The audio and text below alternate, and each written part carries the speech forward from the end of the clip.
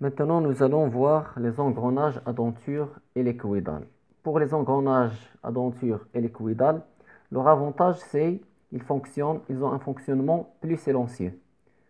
C'est pourquoi? Parce que la dent elle a une forme hélicoïdale, elle a toujours le contact avec l'autre dent jusqu'au contact entre les deux dents suivantes. Donc, il n'y a pas ce changement entre deux contacts et trois contacts. On a toujours le même nombre de contacts.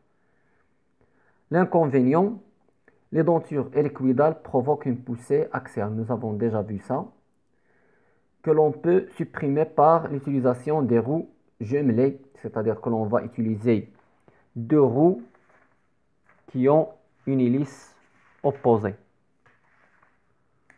Comme on a vu, nous avons déjà vu au début ici. Donc ça, ce sont des roues jumelées. Ou bien, dont la denture sont inclinées au sens opposé, ou bien une roue à denture en chevron, c'est la roue que l'on a déjà dit que Citroën a inventé.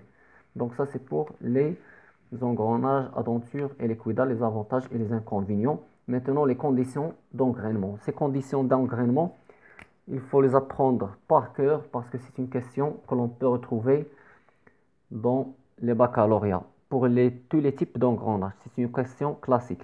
Pour les engrenages à denture droite, la condition d'engrainement, c'est avoir le même module.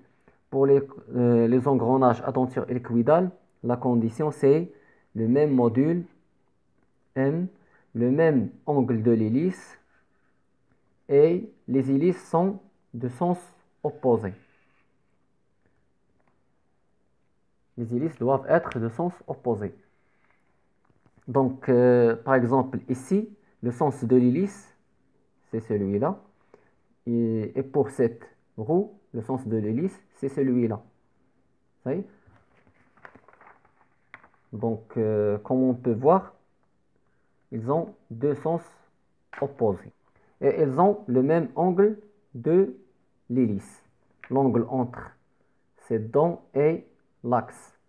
Et l'angle entre cette dent et l'axe, c'est le même angle. Donc, ils ont le même angle, le même module, le même angle de l'hélice et les hélices sont de sens opposé.